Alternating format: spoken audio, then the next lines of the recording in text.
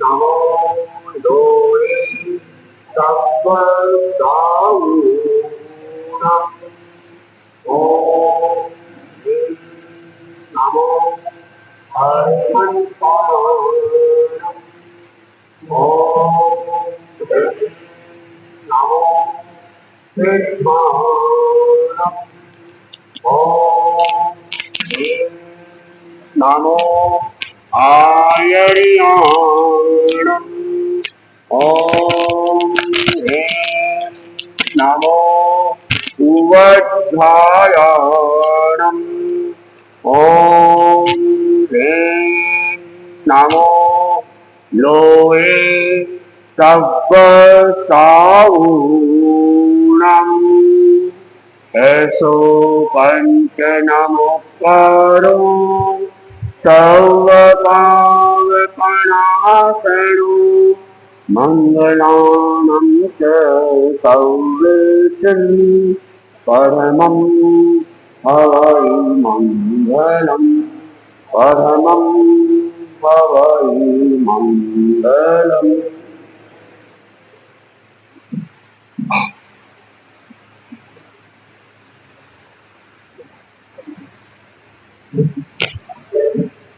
आपको माइक चालू किया था कितनी गड़बड़ कर दी थी।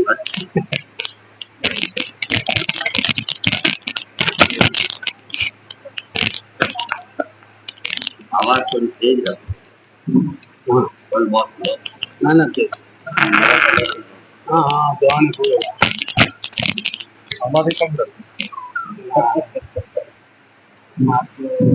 आराध्य के चरणों में कोटि शरण परम आचार्य के चरणों में कोटि शरण मंगेश्वर कुमार स्वामी के चरणों में कोटि शरण उपस्थित धर्म प्रेमी सागर हे प्रभु तेरे शरण हम आरे हे प्रभु तेरे शरण हम आरे शुद्ध मन से भावनाएं भारे शुद्ध मन से भावनाएं भारे हे प्रभु तेरे शरण हम आरे हम समल तुम हो अमल कर महात्मा हम समल तुम हो अमल कर महात्मा बंधनों से मुक्त हो हम जा रहे बंधनों से मुक्त हो हम जा रहे शांति में जीवन बन सद्भावना शांति में जीवन बन सद्भावना क्रोध मत ममता कपट दिल नारे क्रोध मत ममता कपट दिल नारे सुख पराया देख ईर्षा ना करे सुख पराया देख ईर्षा ना करे गुण गहन गण सत्य पद अपना रहे गुण गहन गण सत्य पद अपना रहे सत्यनिष्ठा और सेवा भाव हो सत्यनिष्ठा और सेवा भाव हो सतगुरु उपकार को हम गारे सतगुरु उपकार को हम गारे हम सदा समझे पराई पीड़ को, हम सदा समझे पराई पीड़ को, तज बुराई अपना मन समझारे, तज बुराई अपना मन समझारे। आत्मविजय बन के संगे हम डरे, आत्मविजय बन के संगे हम डरे, नेत्र करुणा प्रेम की गंगा गए, नेत्र करुणा प्रेम की गंगा गए। हे प्रभु तेरे शरण हम आरे, शुद्ध मन से भावनाएं भाए, शुद्ध मन से भावनाएं भाए। हे प्रभु तेरी शरण हम आरे, हे प्रभु तेरी शरण हम आरे। अपने महासती की बात चल रही थी। महासती ब्राह्मणी प्रभु के चरणों में पहुंच जाती है और उनका आभा मंडल तेजस्वी ओजस्वी चेहरे से जो उसे आनंद मिलता है, वो अपना सारा दुख भूल जाती है और उसके मन में दीक्षा की तीव्र भावना जग जाती है। अब उसे संसार सारा लगने लग जाता है। जब हम लोग भी गुरुदेव के चरणों में पहुंचते हैं तो उनका आभा मंडल, उनका तेजस्वी चेहरा, उनका ओजस्वी चेहरा देखते हमारी थकान कहाँ मिट जाती है पता ही नहीं चलता है। हम बिहारों में 10-12 किलोमीटर याद करते हैं तो थकान सी महसूस होती है और गुरुदेव के साथ में 20-20 किलोमीटर 25-25 किलोमीटर पता ही नहीं चलता है कि आज हमने 25 किलोमीटर भी बिहार किया है। 2018 की ये घटना है जब मैं गुरुदेव के सामने बैठ के समाई करता था और मेरे मन में कोई प्रश्न उठता था तो मैं कभी गुरुदेव के सामने जाकर प्रश्न नहीं करता था। वहां बैठे बैठे मन में सोचता, गुरुदेव इस प्रश्न का जवाब चाहिए, आप कृपा कराओ। और उसी दिन उस प्रश्न का जवाब किसी दूसरे भाई आके पूछ लेता और मेरे को जवाब मिल जाता। मैं सोचता गुरुदेव अंतर्यामी है जो मेरी मन की बात सुन ली और मेरे को जवाब मिल गया। तब मैं पहले साधु संतों के नहीं जाता था।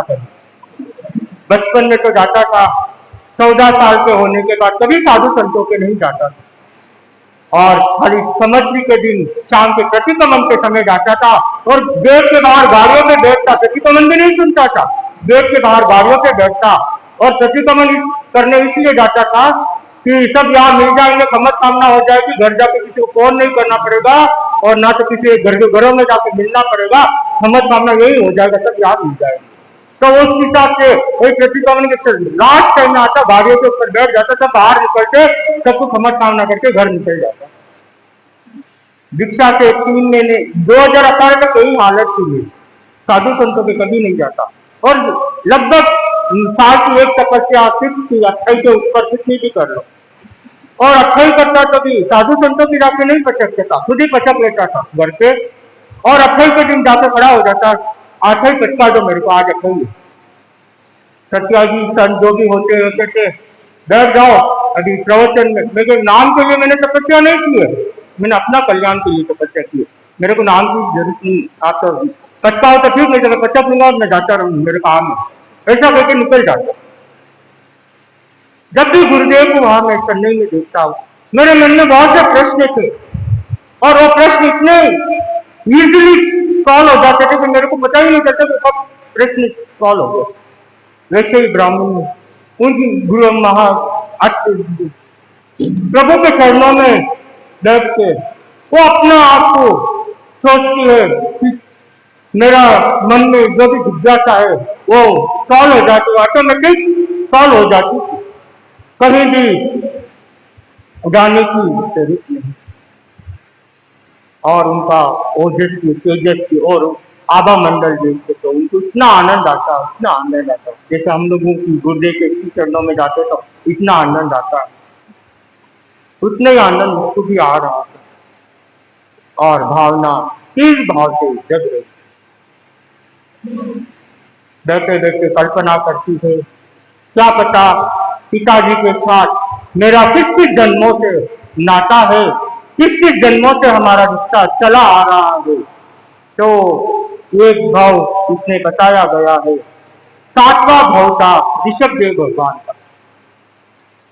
जब ऋषभदेव भगवान का सातवां भाव में जीवानंदन नाम के ऋषभदेव का नाम जीवानंदन होता है, वो एक रेड्डी का लड़का होता है और 6 दोस्त होते हैं। उसमें से एक तो राजकुमार होता है, राजा का बेटा, एक मंत्री का बेटा होता है, एक रेड्डी का बेटा होता है और 3 व्यापारियों के बेटे होते हैं। और 6 में अच्छी दोस्ती होती है, कहीं भी जाना साथ में जाना, और कहीं भी उठना बैठना शाम तक साथ में ही होता था।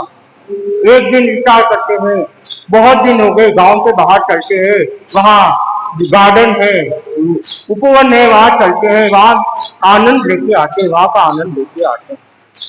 और 6 दोस्त वहां शाम के समय निकल पड़ते हैं और वहां जाते हैं और सुंदर सा एक उपवन गार्डन को देखते हैं तो उनका मन खिलित उठता है।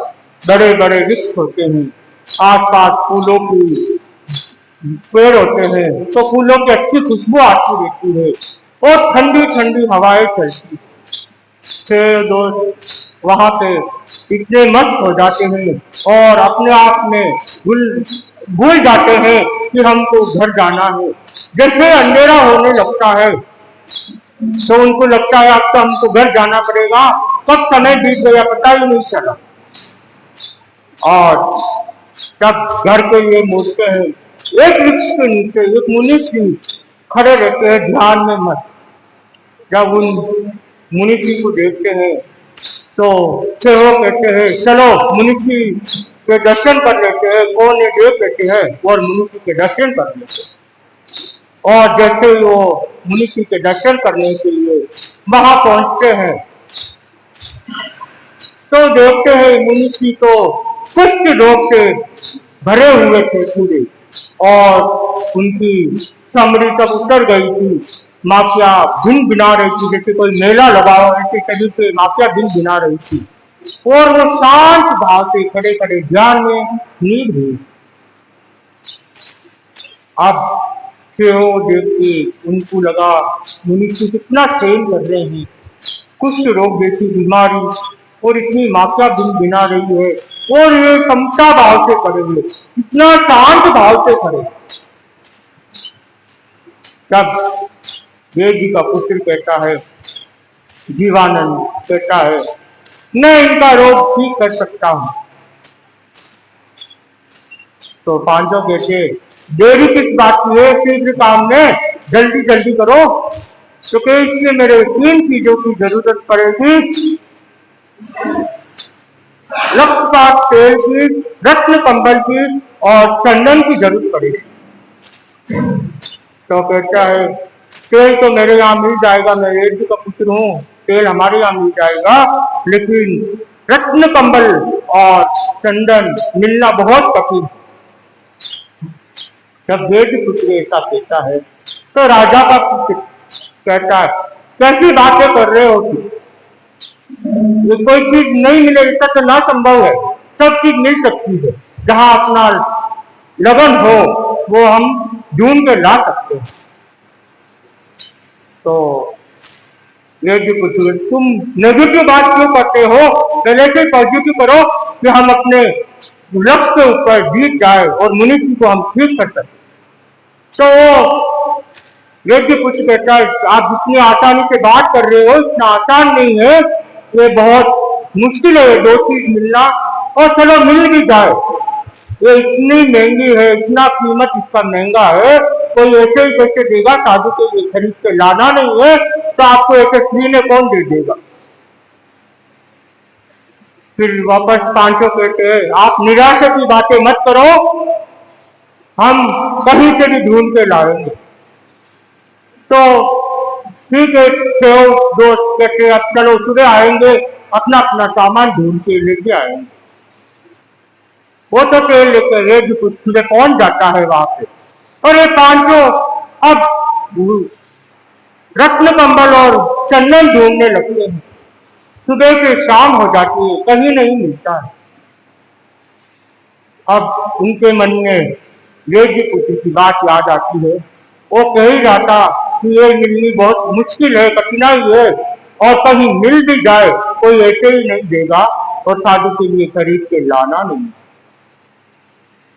जब ये बात उनको याद आती है, फिर भी वो कहते हैं नहीं, हमको तो ढूंढना ही है, कहीं से लाना ही है और मनुष्य के रोग को ठीक करना। उनका दृढ़ संकल्प ढूंढने वापस लग जाते हैं। जहाँ पे दृढ़ संकल्प होता है वहां कोई काम नामुमकिन नहीं रहता है, हर कोई काम कर सकता है। मेरी ये घटना में और एक सुना देता हूँ। मैंने भी दृढ़ संकल्प कर लिया था कि मेरे को दीक्षा लेनी है, लेकिन मेरे सामने एक प्रश्न था, मेरी बेटी और मेरी पत्नी का, इन दोनों का क्या होगा? मैंने दिन भर रात दिन यही चिंता रहती थी, अगर मैं दीक्षा लूंगी तो इन दोनों को क्या होगा? घर पे छोड़ूंगा, माँ बाप है सब संभाल लेंगे, भाई भाभी अभी संभाल लेंगे, कल का कोई भरोसा नहीं। और ससुराल में दूं, वापस भेजूं, सासू जी है नहीं, साला जी है नहीं, सासू माँ अकेली, कैसे संभालेगी इन दोनों को? ये मेरे दिमाग में टेंशन चल ही रही थी। एक दिन गुरुदेव के सामने मैं बैठ के समय कर रहा था। गुरुदेव से मेरे मन में ही विचार किया और गुरुदेव से पूछा, गुरुदेव इसका कोई हल बता दो मेरे को, कि मेरे टेंशन भी कम हो जाए, मेरी इच्छा भी पूरी हो जाए, उनका भी अच्छे से सेटलमेंट हो जाए। तो बैठे बैठे विचार आया, अगर कोई शादी कर ले इनसे और लड़की को साथ में लेके चले जाए तो मैं फ्री हो सकता हूँ। जैसे गुरुदेव वहां से जवाब दे रहे हैं मेरे प्रश्नों का, कि उन्होंने जैसे ही वो मेरे दिमाग में कंप्यूटर चलने लग गया, जैसे अगर कोई शादी कर ले और बेटी को साथ में लेके जाए, मैं फ्री हो जाऊंगा, मैं फ्री हो जाऊंगा तो मैं दीक्षा आराम से ले सकता हूँ। फिर मैंने उनसे बात करनी चालू कर दी, दीक्षा लेनी है, और रोज हमारे रात को एक ही बात होती थी। मैं बोलता मेरे को दीक्षा लेनी है, उनका एक ही जवाब होता था, तुम तो पागल हो गए हो, तुमको तो कुछ समझ में नहीं आता। 3 महीने तक यही बात, बस एक लाइन में हमारी बात खत्म होकर लेती थे रात को। दिन भर में वापस कोई चर्चा नहीं, रात को बस एक ही सेंटेंस चलता। और बेटी को मैंने पहले से मना दिया था, उसको बोला तू भी आजा मेरे साथ, अपने दोनों की दीक्षा ले लेते। उसने कहा पापा आपके पास रखते हो तो मैं दीक्षा ले लूं। मैं बोला तुम्हें तो मैं रख नहीं सकता, लड़का हो तो रख लेता, अब तुम तो लड़की हो, तुमको तो सत्या जी रखेंगे, मैं तो रख नहीं सकता। ठीक है मैं भी नहीं लू, अगर मम्मी लो तो मैं भी ले लूंगी। बोला मम्मी तो लेने से दिख नहीं रही है, अब तू भी तो ले लो, तो आपके लेना हो तो ले लो। उसने आज्ञा दे दिया, आपके लेना हो तो ले लो, मैं मना नहीं करूंगी पापा। चलो मैं बोला एक तो काम मेरा हल्का हो गया। अब रही इनकी बात, तो इन्होंने मेरे को 2-3 महीने हुआ, 3 महीने लगभग 3 महीने पूरे हो गए। फिर एक दिन इन्होंने कहा आप इतनी भावना है तो लेना हो तो ले लो, मैं तो मना नहीं करूंगी, मेरे मना करने को क्या होगा, बस अब तो खुश। उनके मन में ये भावना थी मैं हाँ कर दूंगी, इनके मम्मी पापा मना कर देंगे तो ये दीक्षा लेंगे। इनको पता नहीं था कि मम्मी पापा ने क्या किए हुए, कोई दीक्षा ले तो मना नहीं करूंगी, ये ध्यान उनके बात में ध्यान में नहीं थी। तो इन्होंने कहा तुम्हारे दीक्षा लेनी हो तो ले सकते हो, हमारी कोई मनाही नहीं। मैं भी खुशी हो गई। मैंने कहा देखो अब पक्के रहना, अब बात बदलना, हाँ एकदम पक्की हूँ। मेरे देखो लोग भड़काएंगे, तुमको ऐसे ऐसी लालच देंगे, वो देंगे, नहीं कोई कुछ भी करे, मैं पक्की हूँ, मैं अब नहीं करती। मैं बोला बस मेरा काम तो हो गया। फिर मैंने बोला अपने घर वालों को तो मनाना तो मेरे दाएं हाथ का काम है, उनको तो छोड़ दो, पहले ससुराल वालों को मनाना है। तो ससुराल पहुंच गया मैं, तो घर पे बोला कि सासू माँ से मिलने जाना है। कि क्या काम है, अभी अभी तो जाता है 4 महीने, लेकिन अर्जेंट काम है, मेरे को जाना है। और मैं घर पे कभी बताता नहीं था कि मेरे को वहां जाना है। रात सुबह जाना होता था, रात को ही बताता 10 बजे कि मेरे को सुबह वहां जाना है। क्यों मना कर दे तो फिर, तो रात को टिकट से पहले से बने हुए थे। रात को बोला मेरे को सुबह तो उदयपुर जाना है, कि सुबह टिकट, मेरे टिकट की चिंता मत करो, ये सब व्यवस्था हो गई मेरी। फिर वो भैया मेरे को तो कुछ कह नहीं रहे, मेरे को कभी कुछ नहीं करते थे दोनों भाई, मेरे को कभी कुछ नहीं करते। और फिर मम्मी को डांटते थे पीछे से, तुमने माथे चढ़ा दिया है, तुम लोग कुछ कुछ बोलते नहीं हो, ऐसा नहीं ऐसा, जैसा आए मम्मी को सुनाते। मम्मी तो वो मेरे को ही कुछ नहीं कहता, तो मैं तुम लोगों को क्या बोलूं। वो तो जब जाता है उस समय बोलता है कि मैं तो जा रहा हूँ। तो फिर मैं तो चला गया ससुराल। मैंने साली जी को फोन कर दिया, तुम भी आ जाना भाई, मेरे को अर्जेंट काम है। मैं तो 2 घंटे के लिए आया हूँ, 2 घंटे मेरे को काम निकल के मेरे को वापस, मेरी फ्लाइट है, मेरे को निकलना। वो क्या, मेरे तो शादी है, मैं तो नहीं आ सकती। मैं बोला वो तो मेरे को पता नहीं, मेरे को पहले पता होता मैं 2 दिन बाद आ सकती थी। मैं तो लेके आ गया, मैं कभी 2 घंटे बाद तो उतरने वाला हूँ वहां। तो फिर वो बोले ठीक है मैं आता हूँ। वो भी घबरा गए एकदम से, ऐसी क्या बात होगी। उनके मन में थोड़ा सा डाउट तो आ गया था कि या तो इन दोनों के बीच झगड़ा हो गया है, या तो ये छोड़ने वाले हैं। ऐसा तो थोड़ा बहुत काली जी के मन में डाउट आ गया। दोनों को बैठा दिया और बोल दिया कि मेरे को दीक्षा लेनी है, मैं तुम्हारी बहन को छोड़ रहा हूँ। और तो उन्होंने कहा दीक्षा ले तो हमारी कोई मना ही नहीं। मैंने बोला सत्य हल्का का हल्का हो गया एकदम। अब प्रश्न रखा गया मेरी बहन का क्या होगा। फिर मैंने पूरी घटना प्लान जो सोच कर रखी थी ये सुनाई। फिर साली ने मेरे को कहा आप जो कह रहे हो एकदम सही है, लेकिन वो भी तो माननी चाहिए। फिर उसकी चिंता आप मत करो, मैं संभालू, मैं समझा दूं। फिर उन्होंने कहा आप कोई जबरदस्ती कर रहे हो उनके साथ। मतलब कोई जबरदस्ती नहीं, उनकी मर्जी से ही मैंने ये सब कदम उठाए। तो उन्होंने मेरे पास और एक प्रश्न रखा, मेरे को 3 महीने की समय दो, मैं मेरे हिसाब से बात करूंगी, 3 महीने बाद हम आपको जवाब देते। मैं बोले चलो 3 महीने और दिया, 3 महीने तो हो गए, 3 महीने और आपको समय दे देता हूँ।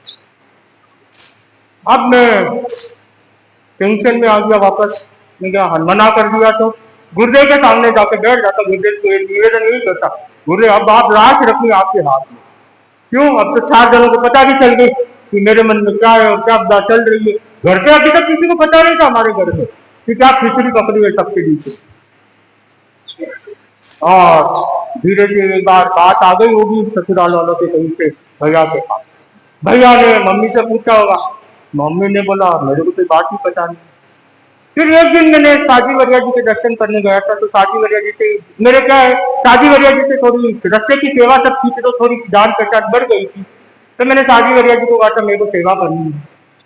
तो बोले अकेले को तो करा नहीं सकते, आप ऐसा करना मम्मी या वाइफ को लेकर। मैं ठीक है, दोनों को लेके गया, साजी वरिया जी के सामने बैठ गए। साजी वरिया जी मेरी बात रखी, उन्होंने और कहते ना और अंदर मसाला डाल दिया। साजी वरिया जी ने एक जवाब प्रश्न कर दिया, आज तुम हो, क्या पता कल तुमसे भी खराब मिल जाएगा तो। अब वो प्रश्न घात कर गई सबके मन में। मम्मी को तभी पता चला कि ये तो या तो खिचड़ी अलग से पक रही है इन दोनों के बीच में, ये तो दीक्षा की बात कर रहा है और ये भी कुछ बोल नहीं रही है। और साजी वजह जी ने ये रख दिया बात कि कहीं गांठ बन तुमसे भी खराब मिल गया तो फिर क्या होगी उसकी लाइफ। अब तो ये प्रश्न दिमाग में बैठ गया मेरे भी। वो सुखी नहीं रही, मैं कहां से सुखी रहूंगा, मेरा भी मन नहीं लगेगा यहाँ पे। सोच मैं भी सोचने पर फिर शादी वरिया जी से 3-4 दिन के बाद वापस मैंने सेवा की टाइम मांगा। शादी वरिया जी बोला कौन कौन आए, मिलो। हम तीनों आए, इस बार गुड़िया भी लाए हूँ, गुड़िया को भी साथ। ठीक है कर लेना 3 बजे 3:15 बजे साल के 5 मिनट की। मैं तो ठीक है 5 मिनट में तो अपनी बात है। फिर शादी वरिया जी से मेरे से ही अच्छा मिल जाए तो फिर जरूरी थोड़ी है कि अच्छा मिल जाए, खराब भी तो मिल सकता है। मुझे क्या पता कौन सी पुण्य से अच्छा मिल जाए। कि तुम्हारी इतनी तीव्र भावना है, मुझे पता नहीं, मेरे को अब दीक्षा लेनी है, मेरे लिए संकल्प पक्का कर लिया। जैसे ही शादी, ठीक है, देखो संतों का वैराग्य का काम कीर्ति मुनि करते हैं, और ये हमारा विषय नहीं है। आप वहां बात करो मुख्य मुनि से या अपनी कीर्ति मुनि से बात। मैं घबरा रहा था बात करने के लिए, किसी हिम्मत नहीं, जो जानता नहीं किसी को तो कैसे बात करो। फिर भी एक दिन मुख्य मुनि से हिम्मत करके बात की। मुख्य मुनि ने कहा कीर्ति मुनि से बात कर। कीर्ति मुनि के पास गए हम बात करने के लिए, तो कीर्ति मुनि ने कहा ठीक है, मम्मी पापा को लेके आना। अब पापा को बोलो, भैया ने समझा दिया था पापा को जाना मत, वो बुलाए तो जाना मत, प्रवचन सुना सीधा आ जाना घर पे। वो जैसे प्रवचन सुनेगा 2 घंटे वहीं बैठेगा, वो बाद में ऑफिस आएगा, तुम्हारा आ जाना घर पे, उनसे मिलना मत। ऐसे करते करते 8 दिन बीत गए। ठीक है, समय हो रहा है, कल बताने का भाव रखिए आगे, और इसी कहानी को आगे बढ़ाने का भाव रखिए। इसी के साथ ओम।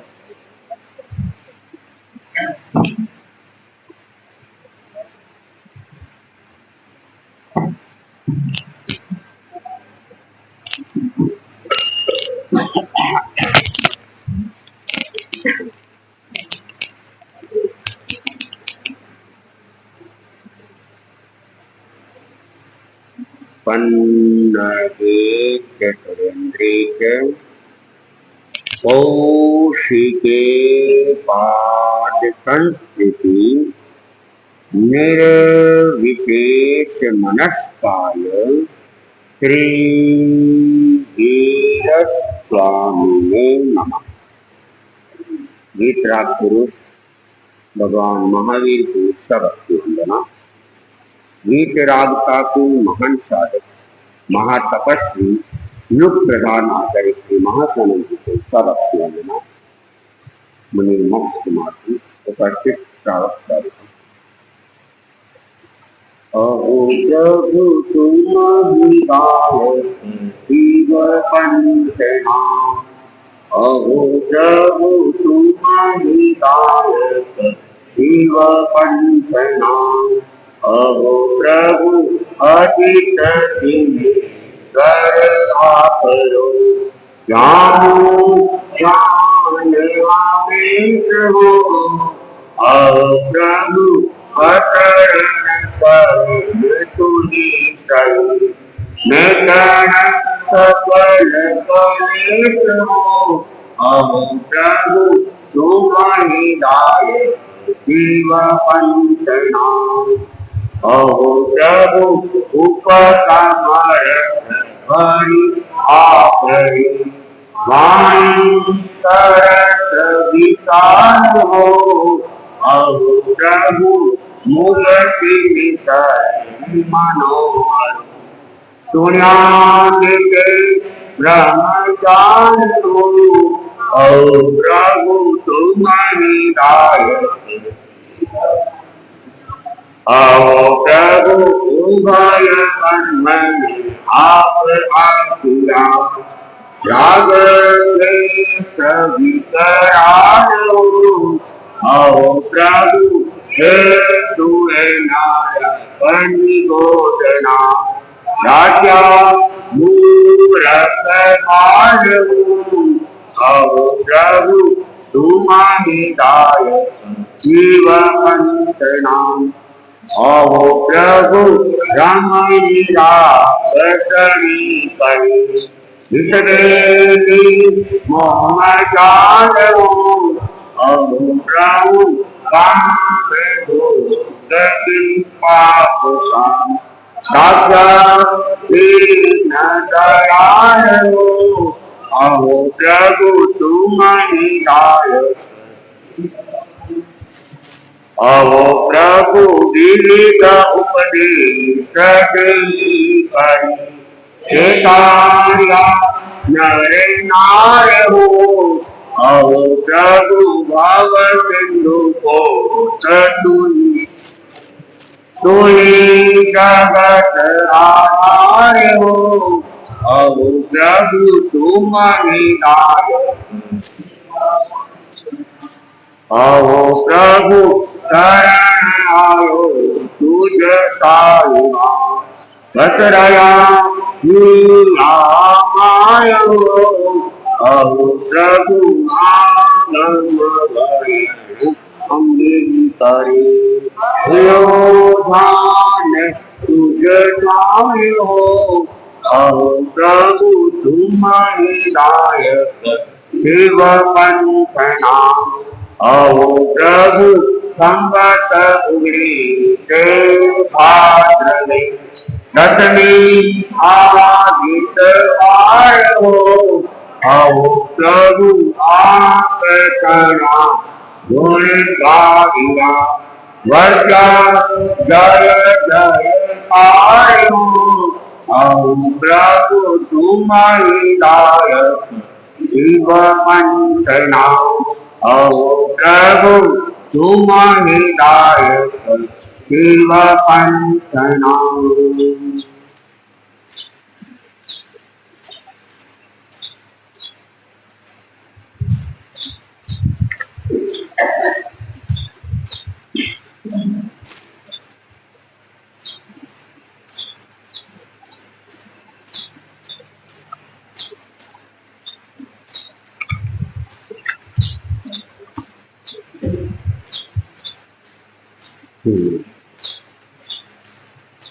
गाथा धर्म कथा का पहला अध्याय।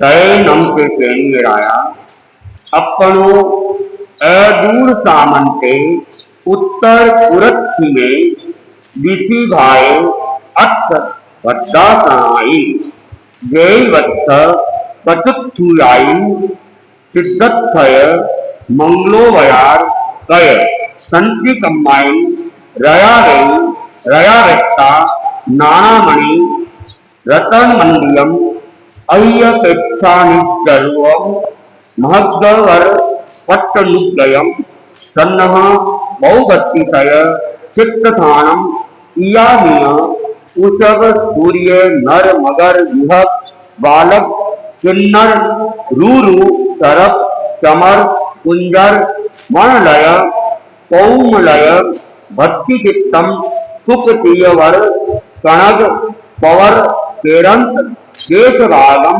अभ्यतरियम जवनियन अच्छा वेत्ता अर्थरग मौव मसुरग उत्थयम धवलवत्थ पच्चुत्सुयम विचित्त अंग सुवभातियम तुम धारिणी देवीये पद्मासनम रयावेत्ता उन्दुभ्य पुरुषे सद्दावेत्ता एवं वयाति कृत्वामेव भो देवानुक्रिया अत्थद महानिमित्त सुतत्थ पारे विविहतत्थ उतले तुमिये पारे सद्दावेत्ता ऐमात् वित्यम कृत्वामेव पश्चापीय नः।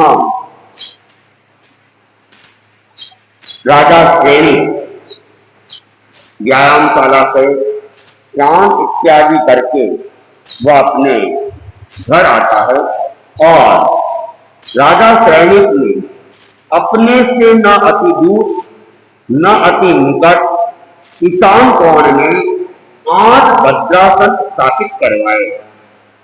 उन पर श्वेत वस्त्र बिछे हुए थे।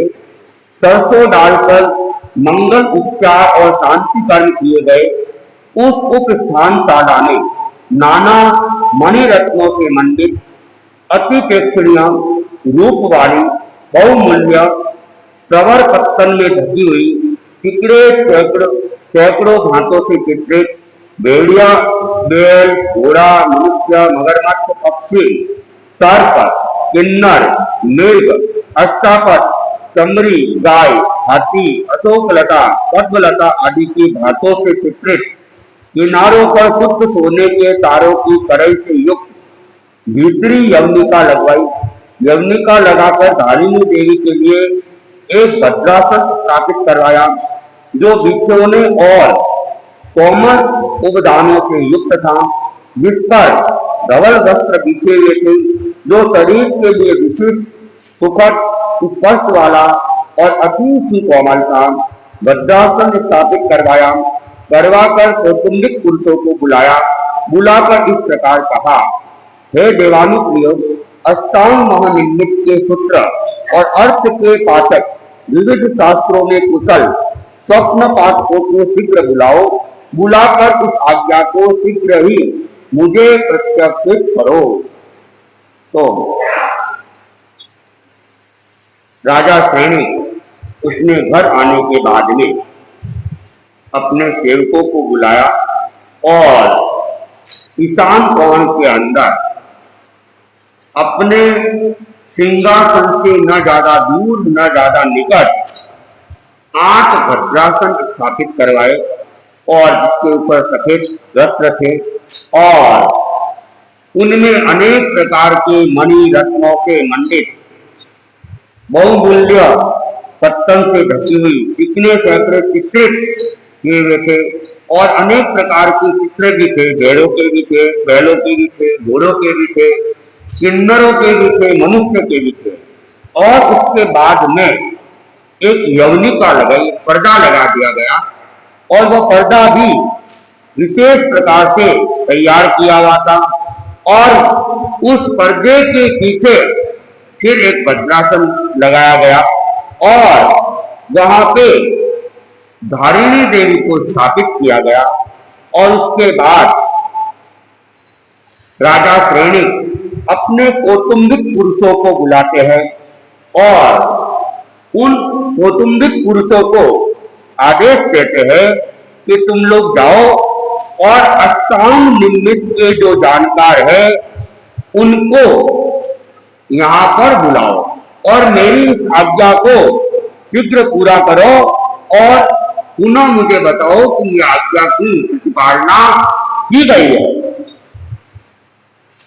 तैणम से कौदुंबिय पुरुषा श्रेणी एवं रन्ना एवं मुक्ता समाना हस्ततुत्त चित्त मानंदिया जाओ हरिषवत विसप्त मान हुआ करयल परिगय्यम दशनहम शीर्षावत्तम मत ए अंजलि कट्टु एवं देवो सहत्ति आनाय वीर एणम वैनम परिसुनेन्ति सेनियस्त रन्नो अंतियाओ परिलिख्यन्ति राजकीयस्त नगरस्त मध्यम मध्येणम गेणेव सुमीण पाड़ गणिगाणि तेन उवागच्छन्ति उवागच्छिता सुमीण पाड़े श्रद्धावन्ति।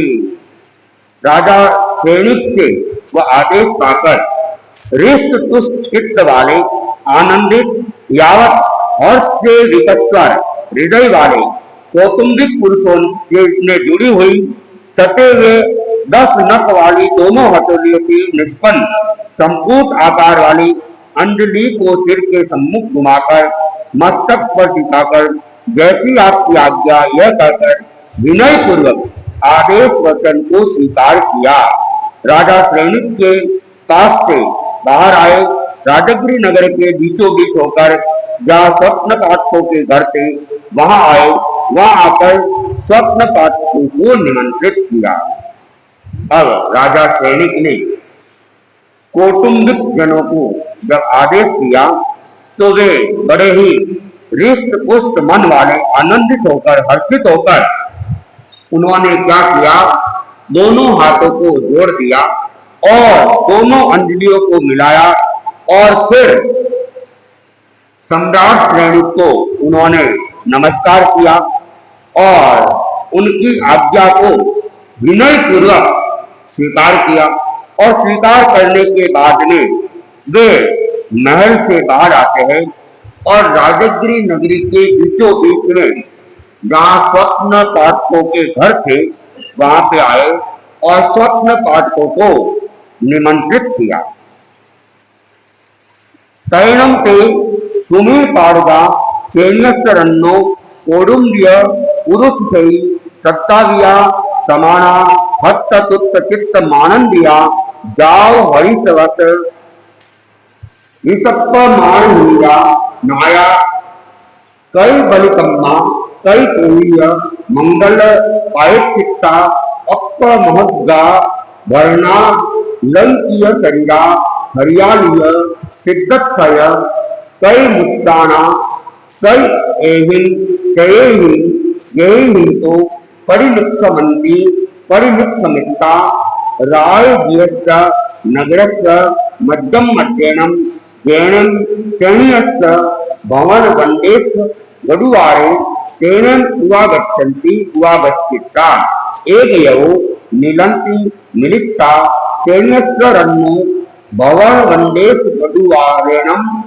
अनुपविशन्ति अनुपविशिता जैनेव बाहिरिया उवत्थानशाला जैनं श्रेणीराया तेणे उवागच्छन्ति उवागच्छिता श्रेणीयं रायं जैनं वित्एनं वट्टावन्ति श्रेणीयनं रन्ना अच्छीय वंदीय गुह्य मान्य सत्कारीय सम्मानीय समाना पत्तेय पत्तेयं ओन्नत्थेषु वज्रासनेषु निशीयन्ते।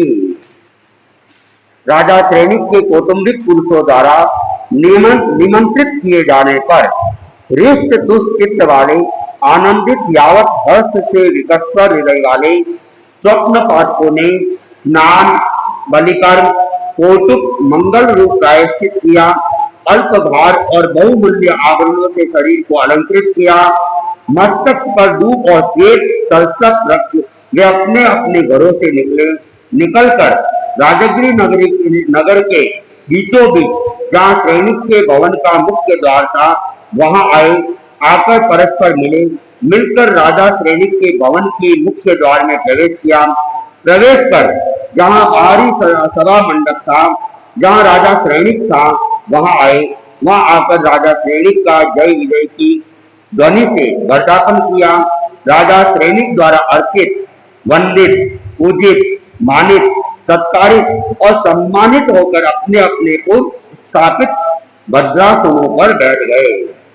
अब राजा सैनिक के जो कौटुंबिक जन थे उनके निमंत्रण को स्वीकार करके स्वप्न पाठक उन्होंने स्नान आदि करके तैयार हुए और बहुमूल्य आभूषणों को उन्होंने धारण किया और उसके बाद में जहाँ राजा सैनिक का महल था वे वहां पे आते हैं और जहाँ बाहर का सभा मंडप था जहाँ पे सम्राट सैनिक वहां पे उपस्थित था वहां पे आके उनको फिर उनका वो क्या करते हैं, पहले तो जय विजय करते हैं, वर्धापना करते हैं, उनको नमस्कार और सम्मान देते हैं। इस प्रकार करके जहाँ पे उनके निर्धारित स्थान थे उन स्थानों पर उन भद्रासनों पर वह बैठ जाते हैं। शयनम से सैनी राया जौनीयम तर्यम धारिणम देवी थवेई थवेत्ता उपफल परिपूर्ण हस्ते परेण विनएनम ते सुनील पारे एवं बयासु एवं खलु देवानुप्रिया धारिणी देवी अद्यतंती कारिष्यगंसी स्वयंमुद्यंती जाव महाकुलम काशिता नम परिबुद्धा तम एयस्य नम देवानुप्रिया पूरालस्य जाव सरिस्तरियस्य महाकुलस्य के मन्ने कल्याणे फल वित्ती वित्ते भविष्यति। राजा सैनिक ने धारिणी देवी को यवनिका के भीतर बिठाकर फूलों और फलों से भरे हुए हाथों वाले राजा सैनिक ने परम विनय पूर्वक उन स्वप्न पाठकों से इस प्रकार कहा, देवानुप्रिय आज धारिणी देवी अपने उस विशिष्ट सैन्य पर सोई हुई थी यावत वह हाथी के महास्वप्न को देखकर जागृत हो गई। अतः हे देवानुप्रिय इस उदार यावत श्री संपन्न महास्वप्न का क्या कल्याणकारी विशिष्ट फल होगा। तो स्वप्न पाठकों के वज्रासन पर बैठने के बाद राजा सैनिक ने धारिणी देवी को जो यवनिका के भीतर में उसको बिठाया गया और उसको बिठाने के बाद अपने हाथों के अंदर फूलों को और फलों को लेते हैं और फिर विनय पूर्वक उन स्वप्न पाठकों को कहते हैं कि धारिणी देवी ने अपनी विशिष्ट सैनिका के ऊपर उसने एक महान स्वप्न को देखा है, अपने मुख के अंदर हाथी को प्रवेश करते हुए देखा है। उस महान स्वप्न का क्या फल होगा, क्या वह कल्याणकारी और विशिष्ट होगा, ये आप हमें बताने का प्रयत्न करें। तो अब स्वप्न पाठकों के सामने राजा ने प्रश्न रखा है। अब स्वप्न पाठक जो अनेक थे, अनेक निमित्तज्ञ थे, वे स्वप्न को सुनने के बाद में वे क्या करते हैं, क्या चिंतन मनन होता है और उसका क्या फल बताते हैं, इसका वर्णन हम आगे सुनेंगे।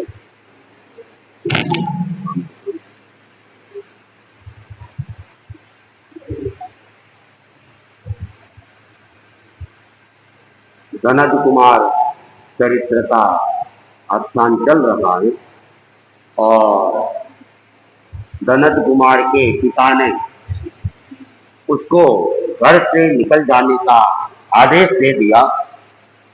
जनक कुमार बिना कुछ चिंतन किए और बिना कोई सामग्री लिए वह घर से निकल जाता है और चलते चलते चलते कहाँ पहुंच जाता है, जंगल के अंदर पहुंच जाता है और पत्तों की सेज बनाकर उसने वहां पे क्या किया, विश्राम करने लगा। और उस समय, उस दिन एक शिकारी सुबह से शाम तक शिकार की खोज में घूम रहा था, लेकिन उसको कोई शिकार नहीं मिला और शिकार न मिलने के कारण से वो बड़ा दुखी था कि घर खाली हाथ कैसे जाऊंगा, और घर अगर खाली हाथ गया तो पत्नी और बच्चे क्या कहेंगे, क्योंकि खाने की कोई व्यवस्था उनके लिए मेरे पास में नहीं है। तो इस चिंता से वह चिंतित था और इस चिंता में ही वह चल रहा था। और उसी समय वह जनक कुमार करवट बदलता है और जैसे ही करवट बदलता है, सूखे पत्तों की सेज वह दबती है और पत्तों के चूर चूर की आवाज आने लगती है। और जैसे ही यह पत्तों की आवाज सुनी और वह शिकारी, उसने देखा कोई न कोई यहाँ पर पशु होना चाहिए और शब्द वेदी बाण का वह जानकार था और उसने क्या किया, अपना तीर चला।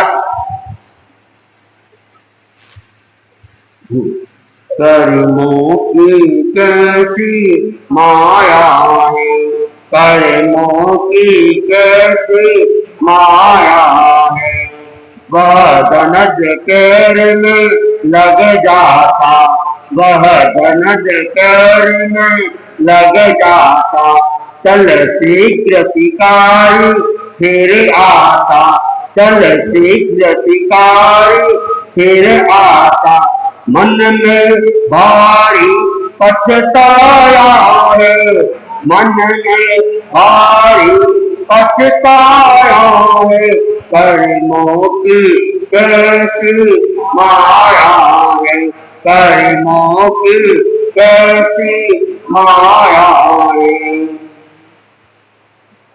अनजान यह हो गया पाप, अनजान यह हो गया पाप, भाई तुम मुझको करो माफ, भाई तुम मुझको करो माफ, चरणों में शीश झुकाया है, चरणों में शीश झुकाया है, कर्मों की कैसी माया है, कर्मों की कैसी माया है, जिससे कुछ शांति मिले मुझे को, जिससे कुछ शांति मिले मुझे को, वह काम बता दो तुम मुझे को, वह काम बता दो तुम मुझे को, करने का दृढ़ प्रण पाया है, करने का दृढ़ प्रण पाया है, कर्मों की कैसी माया है, कर्मों की कैसी माया है, नर कौन समझने पाया रे, नर कौन समझने पाया रे, कर्मों की कैसी माया है, कर्मों की कैसी माया है।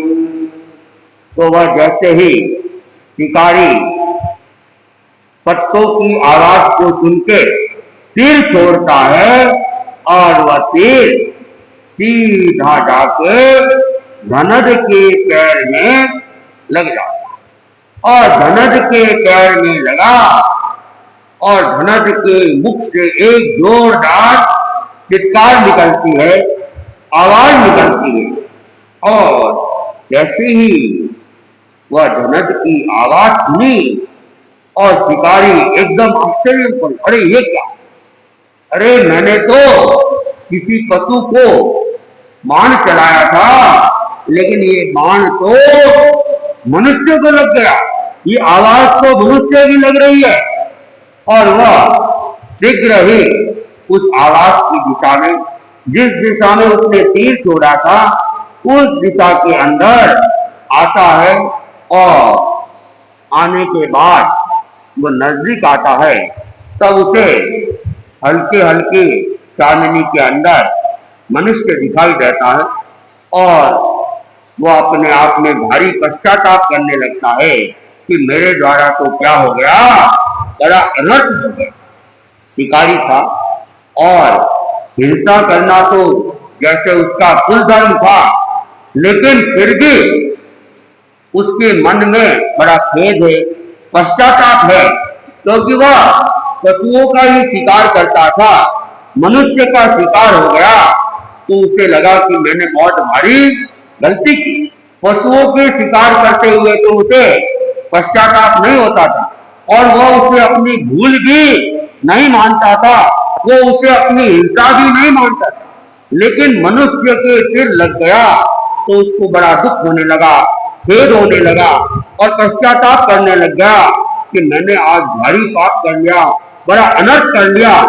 और वह धनत कुमार को कहता है कि मेरे से ये पाप अनजाने में हुआ है और तुम मुझे क्या कर लो, माफ कर लो। मैंने तो यहाँ पर यही समझा था कि कोई पशु होगा और पशु समझकर मैंने शब्द वैधे बाण का प्रयोग कर लिया था।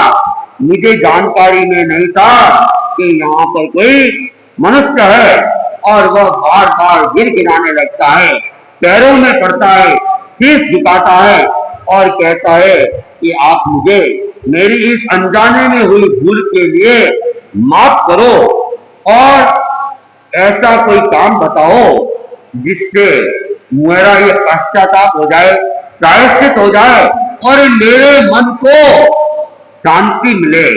ऐसा कोई आप मुझे काम बता दो। अगर आप मुझे ये नहीं बताओगे और आप मुझे माफ नहीं करोगे तो फिर मुझे हमेशा दुख रहेगा और एक चिंता बनी रहेगी कि मेरे द्वारा एक मनुष्य को तीर लग गया है। इसलिए आप कृपा करो, मेरे पर दया करो और करुणा करके मुझे कोई ऐसा काम बता दो जिससे मेरा प्रायश्चित हो जाए। और मैंने मन में ये दृढ़ संकल्प कर लिया है कि आप जो कुछ भी मुझे बताओगे मैं उस काम को पूरा करने का पूरा प्रयत्न करूंगा। तो धनत कुमार को जब बार बार रिक्वेस्ट की गई तो धनत कुमार, जो कि एक धार्मिक व्यक्ति था और संस्कारी व्यक्ति था, दयालु व्यक्ति था, तो उसके मन में उस शिकारी के प्रति वैसे कोई भी दुर्भावना नहीं थी। और वह उस समय भी यही सोच रहा था कि मेरे ही अभी पाप कर्म उदय में चल रहे हैं और उसी के कारण से पिताजी ने मुझे घर से निकाल दिया। और घर से निकल के जब मैं आगे बढ़ने लगा तो एक और विपदा मेरे ऊपर आ गई। ये मेरे पैरों के अंदर तीर लग गया। तो ये मेरे ही कर्मों का दोष है, इस शिकारी का कोई दोष नहीं है। और शिकारी ने जानबूझ के मुझे ये तीर मारा भी नहीं, ये तो किसी पशु का शिकार करना चाहता था और मेरे पाप करने की तीर मुझे लगा दिया। तो इस प्रकार वह चिंतन कर रहा था। शिकारी के प्रति उसके मन में दुर्भावना नहीं आ रही थी। फिर भी जब शिकारी बार बार कह रहा था कि तुम मुझे कोई काम बताओ, तो वह क्या करता है, वह कहता है, कह रहा धनद मृग या छोड़ो, कह रहा धनद मृग या छोड़ो, तुम दया धर्म से दिल जोड़ो, तुम दया धर्म से दिल जोड़ो, यह शांति मंत्र बतलाया, यह शांति मंत्र बतलाया, कर्मों की कैसी माया, कर्मों की कैसी माया, सुन हृदय शिकारी का बदला, सुन हृदय शिकारी का बदला, कितना है इसका दिल उजला, कितना है इसका दिल उजला, प्रणधारा वचन निभाया है, प्रणधारा वचन निभाया है, कर्मों की कैसी माया है, कर्मों की कैसी माया है। फिर पग से बाण निकाल गया, फिर पग से बाण निकाल गया, वह पड़ा वहाँ बेहाल हुआ, वह पड़ा वहाँ बेहाल हुआ, बारंद एक तब आया रे, बारंद एक तब आया रे, कर्मों की कैसी माया है, कर्मों की कैसी माया है। मृत जान उठाता सत्वर है, मृत जान उठाता सत्वर है, मिल गया भक्ष्य सुख कर है, मिल गया भक्ष्य सुख कर है, ले उड़ा हर्ष अति छाया है, ले उड़ा हर्ष अति छाया है, कर्मों की कैसी माया है, कर्मों की कैसी माया है। तो धनत कुमार को जब बार बार शिकारी ने निवेदन किया कि आप मुझे मेरे प्रायश्चित स्वरूप, पश्चाताप स्वरूप आप मुझे कुछ काम बताओ, मेरे मन में ये दृढ़ संकल्प किया है कि आप जो कुछ भी मुझे काम बताओगे मैं उसे पूरा प्रयत्न करके उसे पूरा करने का प्रयास करूंगा, तो आप मुझे कोई काम बता दे। तो वह धनज कुमार उसने कहा कि तुम ऐसा करो, ये जो मृगिया करते हो, ये जो शिकार करते हो, ये शिकार करना छोड़ दो और तुम अपने दिल को क्या है दया धर्म के साथ में जोड़ दो, करुणा रखो, प्राणी मात्र के प्रति दया रखो और इसी से तुम्हें क्या मिलेगी, शांति मिलेगी।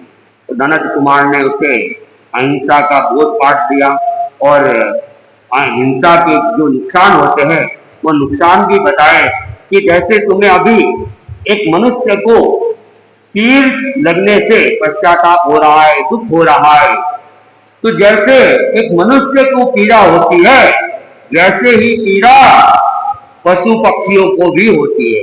उनको भी जब तीर लगता है तो उनको बड़ी वेदना होती है, कष्ट होता है, दुख होता है और वे तड़पण को महसूस करते हैं। इसलिए तुम क्या करो कि इन पशु पक्षियों की शिकार करने को छोड़ दो और अपने मन को धर्म में लगाओ, दया धर्म में लगाओ, करुणा रखो और इस तुम्हारे जो दिल को है धर्म के साथ में जोड़कर जब तुम अपने आप को देखोगे तो तुम्हें शांति की अनुभूति होगी और जब तुम धर्म ध्यान में लग जाओगे तुम्हारे इस पाप का प्रायश्चित भी हो जाएगा, पश्चाताप भी हो जाएगा और मन में तुम्हें बड़ी प्रसन्नता की अनुभूति भी होगी। इसलिए अगर तुम मेरी बात मानना चाहते हो तो मैं तो तुम्हें केवल इतना ही कहूंगा कि तुम ये शिकार करना छोड़ दो।